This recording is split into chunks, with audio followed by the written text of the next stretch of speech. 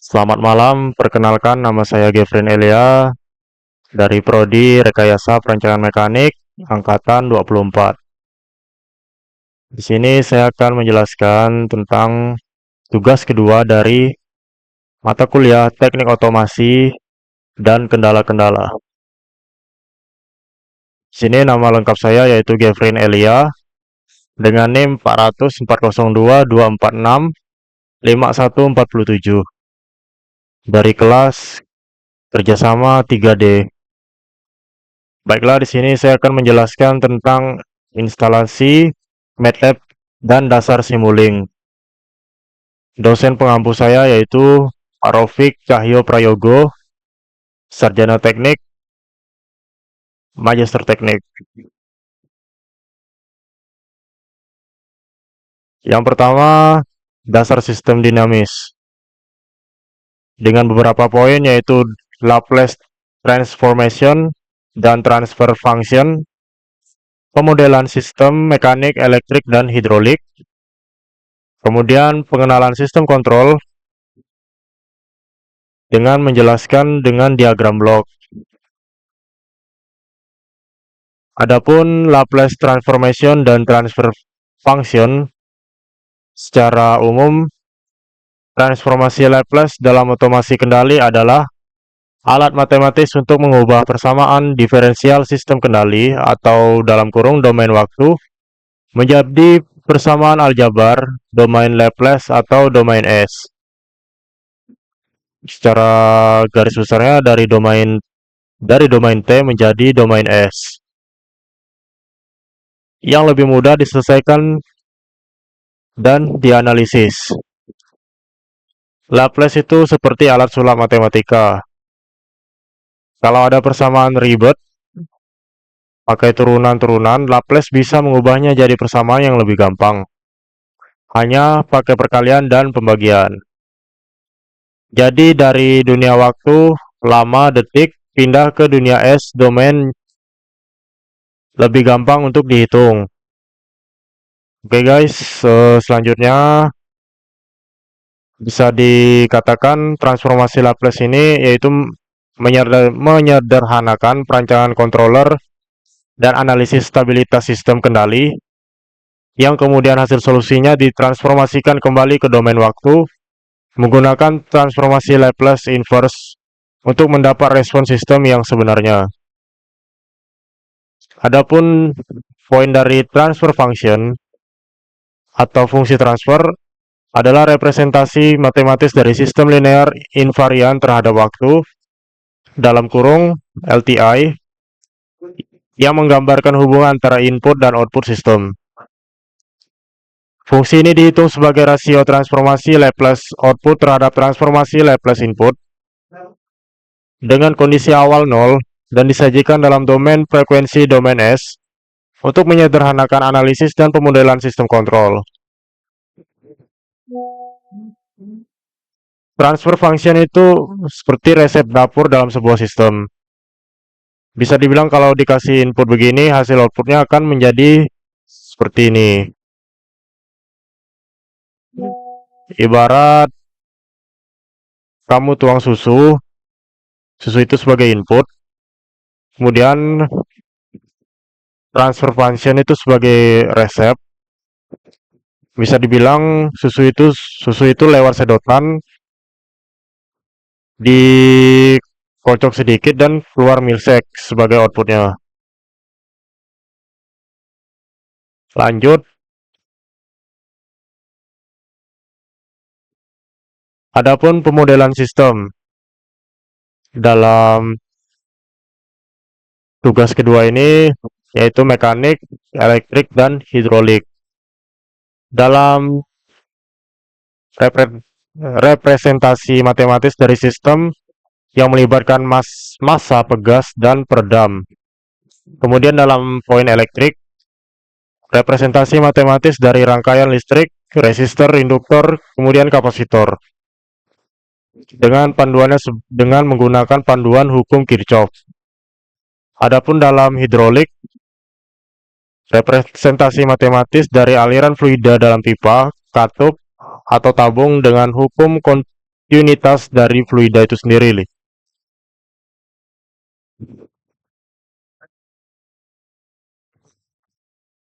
Kemudian saya akan menjelaskan apa itu sistem kontrol. Sistem merupakan secara umum, sistem merupakan sekumpulan objek yang tersusun secara teratur dan berorientasi pada tujuan. Disebut juga plan atau proses. Bisa dibilang contohnya robot industri, mobil, turbin listrik, motor tubuh manusia, serta perusahaan hingga arus lalu lintas. Itu sistem. Kemudian untuk kontrol, kontrol merupakan usaha agar suatu besaran, misalnya suhu, kecepatan, ketinggian, agar berperilaku sesuai dengan cara yang diinginkan sepanjang waktu. Contohnya menjaga suhu ruangan tetap nyaman, memastikan pesawat terbang tetap stabil di ketinggian tertentu, atau mengendalikan emisi kendaraan agar sesuai standar. Selanjutnya, adapun tipe kontrol, yaitu kontrol umpan balik atau feedback. Prinsip keluaran output diukur dengan sensor lalu dibandingkan dengan sinyal acuan sebagai referensi. Selisihnya error digunakan untuk controller untuk memperbaiki aksi kontrol. Adapun dalam feedback sendiri terdapat dua jenis, yaitu umpan balik negatif dan umpan balik positif. Dalam umpan balik negatif sendiri, dia berfungsi sebagai pengurang error, membuat sistem lebih stabil, contohnya termostat. Kemudian dalam umpan balik positif, fungsinya sebagai memperbesar error, kebalikan dari umpan balik negatif tadi. Kemudian cenderung menyebabkan instabilitas, contohnya seperti mikrofon dekat speaker menghasilkan feedback noise. Contohnya seperti ini.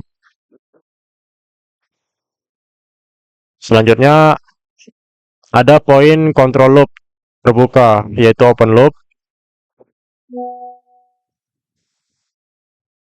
Aksi kontrol ditentukan hanya berdasarkan input tanpa memperhatikan output. Kelebihan sederhana dan murah. Kemudian kekurangannya yaitu tidak bisa mengatasi gangguan atau disturbance. Contohnya pemanggang roti, saklar lampu, kemudian obeng listrik. Dalam maksud ini, kontrol loop terbuka yaitu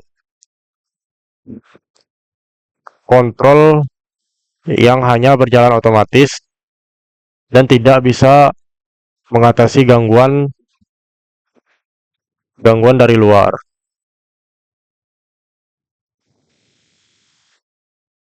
Selanjutnya ada kontrol loop tertutup. Di poin ini,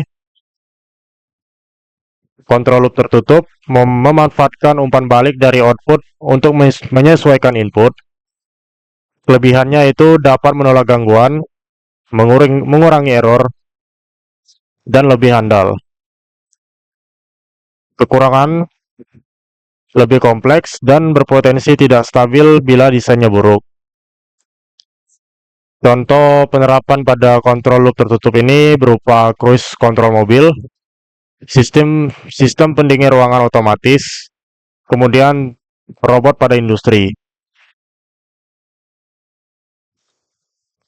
Kemudian pada poin selanjutnya ada diagram blok.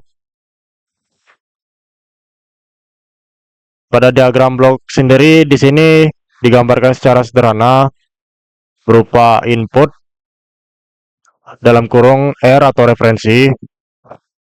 Kemudian di sini ada poin comparator sebagai summing point. Kemudian di sini ada sinyal error menuju controller sehingga menghasilkan output kontrol sinyal U pada poin plan proses ini sebagai output. Kemudian dari dari plan proses ini dikendalikan oleh sensor di bawah ini.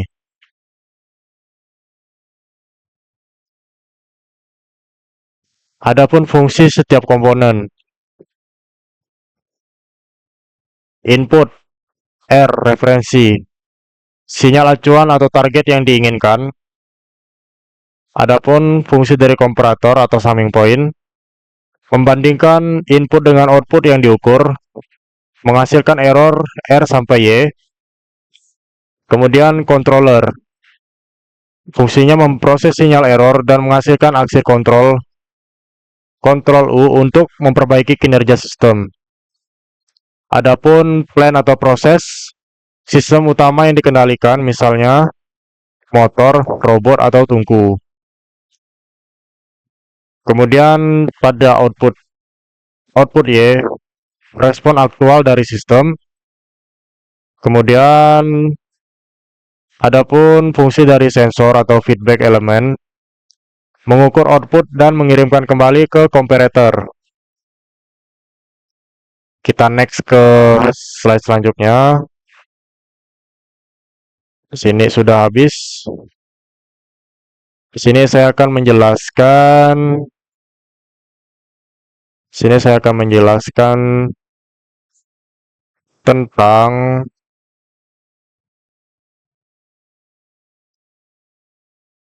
koin MATLAB itu sendiri.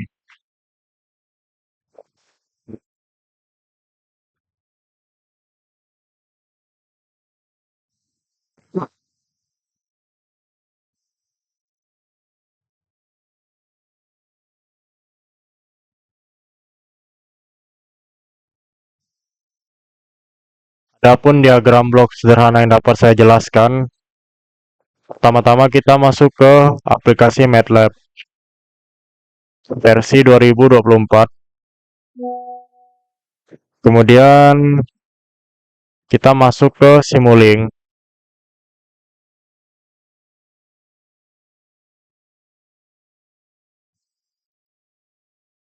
Sini saya akan menjelaskan secara sederhana. Mohon maaf jika apa yang saya jelaskan ini masih kurang lengkap, Pak.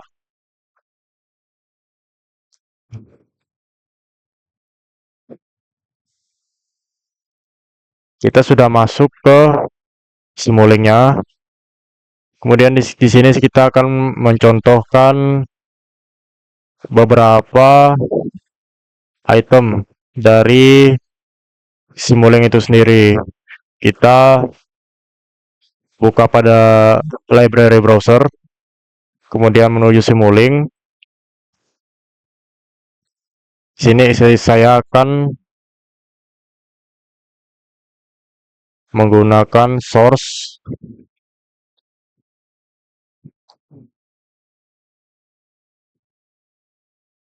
Saya akan memasukkan perintah syncwave.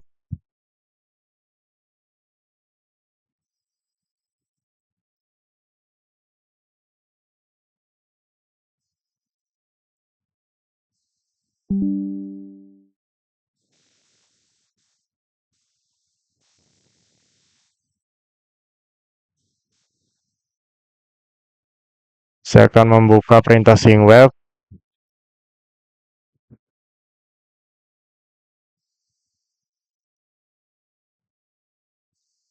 Kemudian sini saya akan membuka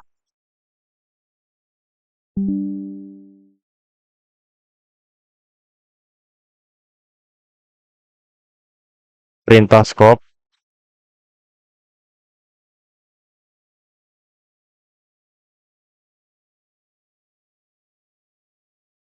Di sini saya akan mencoba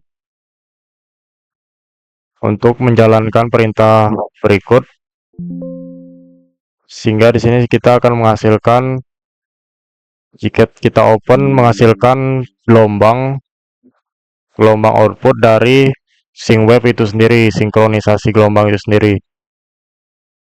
Di sini amplitudonya 1, bisa kita lihat.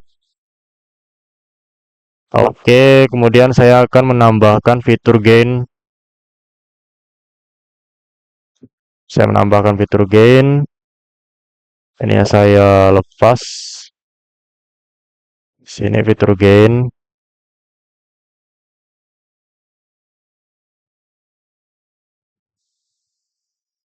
Sini kita dari fitur gain ini akan mengatur output kontrol dari sine wave itu sendiri. Misal kita naikkan menjadi 3. Kita run sehingga amplitudonya akan berubah menjadi 3. Kemudian saya ingin menambahkan sinyal amplitudo saya menggunakan max. Di sini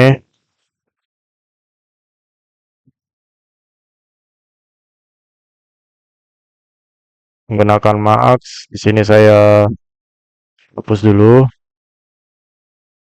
sehingga sinyal amplitudo awal saya bisa ada dan saya bisa menyetel sinyal amplitudo yang berikutnya menjadi 2 sinyal amplitudo. Misalnya seperti ini. Di sini saya akan tambahkan. Saya akan tambahkan ke sini. Kemudian ke sini. Sehingga menghasilkan 2 output. Maaf sebelumnya saya ingin mengambil casan dari laptop saya.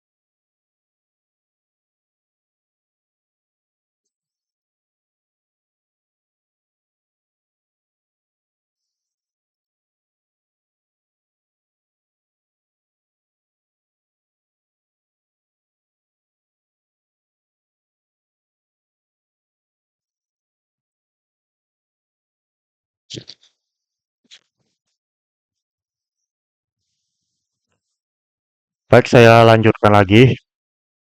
Maaf sebelumnya Pak, saya izin mengambil casan laptop saya. Kita akan runkan kembali sehingga kita akan mendapatkan gelombang seperti ini. Pada gelombang yang amplitudonya 3, di sini kita garis sine wave-nya lurus. Karena kita menggunakan perintah max, jadi amplitudo yang kedua ini menjadi satu garis gitu. Maksudnya garis gelombangnya di amplitudo 1. Baik, selanjutnya saya akan kembali menggunakan perintah sederhana dari source.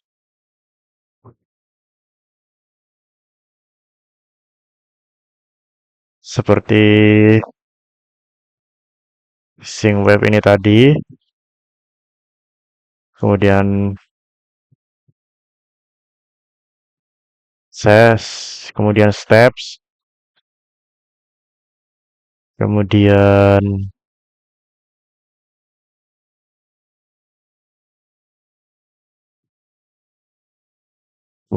rem.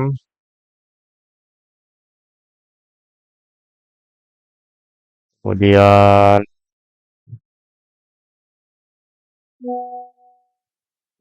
uniform random number. Dan yang terakhir repeating square. Sini saya akan mencoba diagram blok-blok sederhana ini. Saya sambungin kepada scope.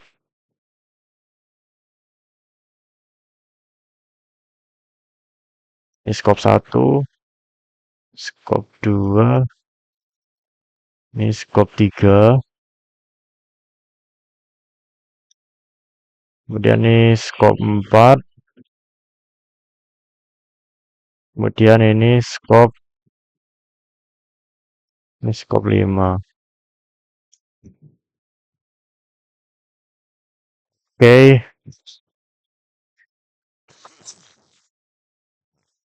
fungsinya sama seperti tadi. Di sini secara gamblang kita kan bisa melihat arah sinyal gelombang yang kita inginkan. Kita dapat mengeceknya dari scope, misalnya kayak sine wave ini tadi. Dia berada di amplitude 1 dengan kondisi gelombang seperti ini. Sama halnya seperti function step ini. Jika kita cek, scope-nya akan seperti ini. Sesuai dengan diagram bloknya. Begitu pula dengan RAM ini. Kita cek scope-nya, dia akan menyesuaikan grafiknya. Gelombangnya dari angka 0 menjadi gelombang naik terus menjadi angka 10. Sama halnya seperti uniform random number. Jika kita cek scope-nya, maka amplitudenya akan menjadi acak naik turun seperti ini. Kemudian untuk diagram blok repeating sequence, jika kita cek scope-nya akan menjadi seperti ini, zigzag, sesuai dengan perintahnya.